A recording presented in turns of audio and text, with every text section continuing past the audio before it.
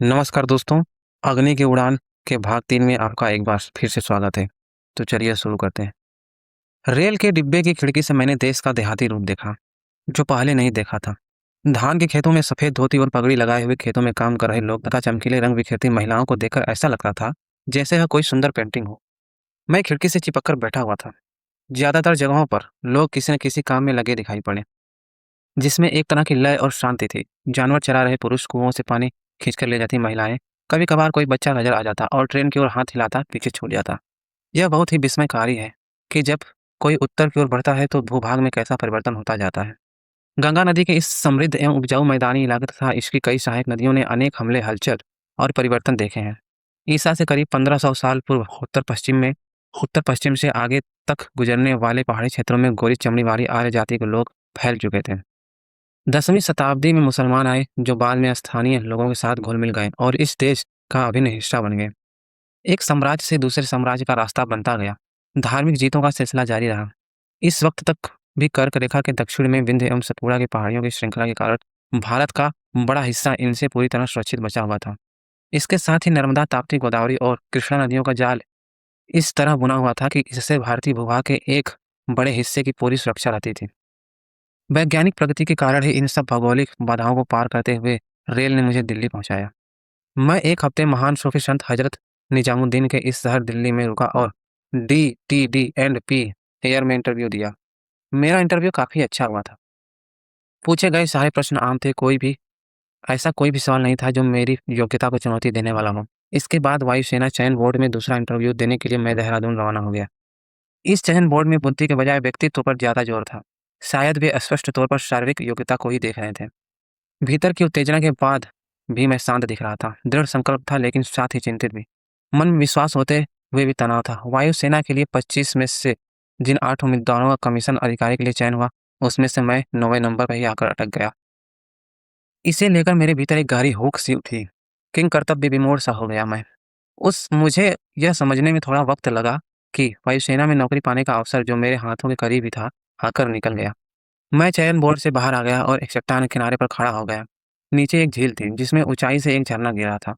कभी झील झिलमिलाती, कभी झरना स्थिर दिखता। मुझे पता था कि आने वाले दिन काफी मुश्किल भरे होंगे। ऐसे कई सवाल थे जो जवाब चाहते थे। ऊहापोह में उलझा मैं ऋषिकेश आ गया। मैंने गंगा में स्नान किया और इसकी शुद्धता का आनंद लिया। इसके बाद मैं छोटी सी पहाड़ी पर बने शिवानंद आश्रम में गया। जब मैंने आश्रम में प्रवेश किया तो मुझे तीव्र कंपन महसूस हुए। मैंने देखा कि चारों ओर बड़ी संख्या में साधु समाधि लगाए बैठे हैं। मैंने पढ़ा था कि साधु आत्मिक व्यक्ति होते हैं। वे व्यक्ति जो अपने अंतर्ज्ञान से ही सब कुछ जान लेते हैं। अपनी उदासी के क्षणों में ही मैं उन सवालों का जवाब खोजने चला, जो मुझे परेशान किए हुए थे। मैं स्वामी शिवानंद से मिला। बिल्कुल भगवान बुद्ध की तरह दिखने वाले वह श्वेत धवल धोती और पैरों में खड़ाऊ पहने हुए थे। मैं उनके अत्यंत सम्मोहक, एकदम बच्चे जैसी मुस्कान और कृपालु भाव देखकर दंग रह गया। मैंने स्वामी जी को अपना परिचय दिया। मेरे मुस्लिम नाम की उनमें जरा भी प्रतिक्रिया नहीं हुई। मैं और आगे कुछ बोल पाता, इससे पहले ही उन्होंने मेरी उदासी का कारण पूछ लिया। उन्होंने कहा, यह मत पूछना कि मैंने यह कैसे जाना कि तुम उदास हो। और फिर मैंने उनसे यह नहीं पूछा। मैंने उन्हें भारतीय वायुसेना में अपने ही नहीं चुने जाने जा पाने की असफलताओं के बारे में बताया। उन्होंने मुस्कुराते हुए मेरी सारी चिंताएं दूर कर दी और फिर धीमे तथा गहरे स्वर में कहा, इच्छा जो तुम्हारे हृदय और अंतरात्मा से उत्पन्न होती है, जो शुद्ध और मन से की गई हो, एक विस्मित कर देने वाली विद्युत चुम्बकीय ऊर्जा लिए होती है। यही ऊर्जा हर रात को जब मस्तिष्क सुषुप्त अवस्था में होता है, आकाश में चली जाती है। हर सुबह यह ऊर्जा ब्रह्मांडीय चेतना लिए वापस शरीर में प्रवेश करती है। जिसकी परिकल्पना की गई है, वह निश्चित रूप से प्रकट होता नजर आएगा। नौजवान, तुम इस तथ्य पर ठीक उसी तरह अनंत काल तक भरोसा कर सकते हो, जैसे तुम हमेशा सूर्योदय के अकाट्य सत्य पर भरोसा करते हो। जब शिष्य चाहेगा, गुरु हाजिर होगा। कितना सच है यह। यहाँ गुरु अपने शिष्य को रास्ता दिखाता है। जो अपने रास्ते से थोड़ा भटक गया है, अपनी नियति को स्वीकार करो और जाकर अपना जीवन अच्छा बनाओ। नियति को मंजूर नहीं था कि तुम वायुसेना का पायलट बनो। नियति तुम्हें जो बनाना चाहती है, उसके बारे में अभी कोई नहीं बता सकता। लेकिन नियति ये पहले ही तय कर चुकी है। अपनी इस असफलता को भूल जाओ, जैसे कि नियति को तुम्हें यहाँ लाना ही था। असमंजस से निकलकर अपने अस्तित्व के लिए सही उद्देश्य की तलाश करो। अपने को ईश्वर की इच्छा पर छोड़ दो, स्वामी जी ने कहा।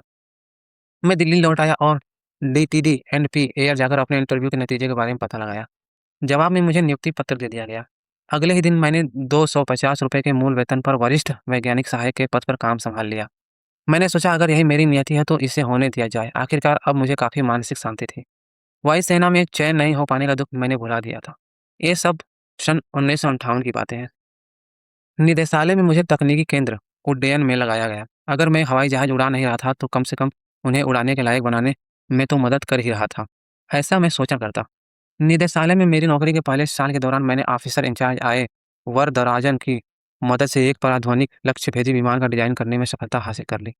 निदेशक डी नीलकंठन ने इसकी काफ़ी तारीफ की। विमानों के रखरखाव का अनुभव हासिल करने के लिए मुझे aircraft and armament armament testing unit विमान एवं हथियार प्रशिक्षण इकाई एंड एटीयू कानपुर भेजा गया। उस समय वहां MK-1 विमान के परीक्षण का काम चल रहा था। इसकी कार्य प्रणालियों के मूल्यांकन को पूरा करने के काम में मैंने भी हिस्सा लिया। उन दिनों में भी कानपुर एक बड़ी आबादी वाला शहर था। किसी औद्योगिक शहर में रहने का यह मेरा पहला अनुभव था। ठंडा मौसम, भीड़, शोर शराबा और धुआं, यहाँ यह सब एकदम रामेश्वरम के माहौल से ठीक विपरीत था। यहाँ मुझे विशेष दिक्कत आलू को लेकर भी थी, क्योंकि सुबह नाश्ते से लेकर रात के खाने तक हर खाने में यह होता था। अपनी मिट्टी की गंध और परिवार का संरक्षण छोड़कर यहाँ की फैक्ट्रियों में रोजगार की तलाश में गाँव से लोग आते थे। मुझे इन भटकते लोगों को देखकर बड़ा दुख होता है। मेरे दिल्ली लौटने पर मुझे बताया गया कि DTD एंड पी एयर ने डार्ट लक्ष्य के डिजाइन का काम अपने हाथ में लिया है और मुझे इस डिजाइन टीम में शामिल किया गया है। तब मैंने इस डिजाइन का प्रारंभिक अध्ययन किया और बाद में इसका डिजाइन भी तैयार किया तथा ऊर्ध्वाधर उड़ान भरने और विमान उतारने के प्लेटफॉर्म को भी विकसित किया। मैं हॉट कॉकपिट के विकास एवं निर्माण के काम से भी जुड़ा था। 3 साल गुजर चुके थे। तब बेंगलोर में वैमानिकी विकास प्रतिष्ठान की स्थापना की गई और मुझे इस नए प्रतिष्ठान में भेज दिया गया। बंगलोर शहर कानपुर के मुकाबले ठीक उल्टा था। दरअसल मेरा मानना है कि हमारे देश ने लोगों को बड़ा अतिवादी बना दिया है। मैं मानता हूँ कि यह इसलिए है क्योंकि शताब्दियों तक विदेशी आक्रमणों के चलते इस देश में उजड़ने बसने का लगभग अंतहीन सिलसिला चलता रहा है और इसने हमारी एक साथ रहने की क्षमता को नष्ट कर दिया। बजाय विद्रोही हो जाने के हमने अपने भीतर जहाँ सहृदयता एवं दयालु बनने की असाधारण क्षमता विकसित कर ली, वहीं हम कहीं भीतर क्रूर, संवेदनहीन और निर्दयी भी हो गए। साधारण दृष्टि से तो हम सजीव नजर आते हैं, परंतु यही दृष्टि आलोचनात्मक हो तो हम विलक्षण हो जाते हैं। कानपुर में मैंने लोगों को पान चबाने में वाजिद अली शाह की नकल करते देखा और बंगलोर में अंग्रेज साहबों की तरह लोगों को कुत्ते घुमाते पाया। यहाँ भी मैं रामेश्वरम जैसे शांति एवं निस्तब्धता के लिए तरस गया। भारतीयों में मन और मस्तिष्क के बीच जो संबंध है, उसको भी हमारे शहरों की खंड-खंड होती संवेदनशीलता ने खत्म सा कर दिया है। मैं अपनी शामें बंगलोर के बगीचों एवं व्यावसायिक परिसरों में टहलकर बिताता। पहले वर्ष में ADE में काम का दबाव बहुत ही कम था। दरअसल सबसे पहले खुद मुझे ही अपने लिए काम तैयार करना था। तभी धीरे-धीरे माहौल तैयार हो पाता। शुरुआती अध्ययन के अनुभव के आधार पर एक टीम बनाई, जिसे ग्राउंड इक्विपमेंट मशीन यानी जैम के रूप में स्वदेशी हावरक्राफ्ट मंडराने वाले वाहन का डिजाइन तैयार करना और विकास करना था। यह टीम एक छोटे कार्यदल के रूप में थी। वैज्ञानिक सहायक के स्तर पर इसमें 4 लोग शामिल थे। ADE के निदेशक डॉक्टर OP मोदीरत्ता ने मुझसे इस टीम का नेतृत्व करने को कहा। उड़ान में इंजीनियरिंग मॉडल शुरू करने के लिए हमें 3 साल का वक्त दिया गया। यह परियोजना हमारी सामूहिक क्षमताओं की तुलना में हर तरह से बड़ी थी। हम में से किसी को भी मशीन और वो भी विमान तैयार करने का अनुभव नहीं था। न ही कोई डिजाइन या कल पुर्जे उपलब्ध थे, जिनकी मदद से इसे शुरू कर पाते। यह हम सबको पता चल गया था कि हम ऐसी उड़ती मशीन का निर्माण सफलतापूर्वक कर सकते हैं। हावरक्राफ्ट्स के बारे में जितना कुछ पढ़ने को मिल सकता था, हमने जुटाने की कोशिश की, लेकिन बहुत ज़्यादा उपलब्धि नहीं रही। इस क्षेत्र में कार्यरत लोगों से विचार विमर्श किया, लेकिन कुछ भी हाथ नहीं लगा। एक दिन मैंने सीमित जानकारियों और उपलब्ध संसाधनों से ही काम शुरू करने का फैसला कर डाला। पंखों रहित हल्का और तीव्र मशीन वाला वाहन तैयार करने के इस उत्साहजनक उद्यम ने मेरे दिमाग की खिड़कियां खोल दी। मुझे जल्दी ही हावरक्राफ्ट व एयरक्राफ्ट के बीच कम से कम एक लाक्षणिक गुण दिख गया।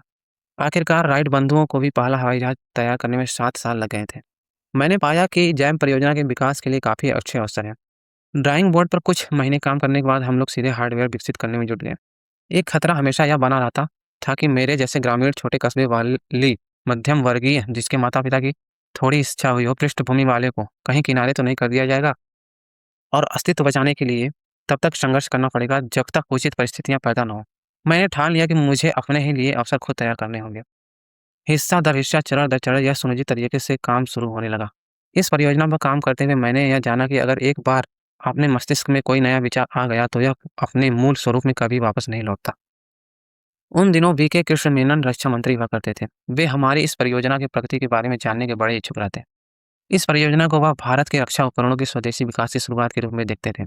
जब भी वे बेंगलोर में होते, हमारी इस परियोजना की समीक्षा करने के लिए थोड़ा वक्त हमेशा निकालते थे। हमारी योग्यता में उनका विश्वास हमारे उत्साह को और बढ़ा देता था। मैं सभी बाहरी मुश्किलों को भूल अपनी कार्यशाला में उसी तरह जाया करता था जिस तरह मेरे पिताजी बाहर जूते उतार मस्जिद में नमाज पढ़ने जाते थे। लेकिन जैम परियोजना के बारे में कृष्ण मेनन जैसी राय हर किसी की नहीं बनी। उपलब्ध उपकरणों एवं कल पुर्जों से हम जो प्रयोग कर रहे थे उससे मेरे वरिष्ठ सहयोगी पूरी तरह खुश नहीं थे। कई तो हमें सन के आविष्कारकों का एक समूह कहते थे जो असंभव अपने सपनों को पूरा करने में लगा था। इस टीम का मुखिया होने की वजह से मुझे ही निशाना बनाया जाता था। कुछ लोग दूसरी तरह का सम्मान भी देते थे, परंतु ये लोग कहा करते थे कि एक ऐसा देहाती जो हवा में उड़ने के बाद हवा को अपनी ज़मींदारी जैसा समझता है।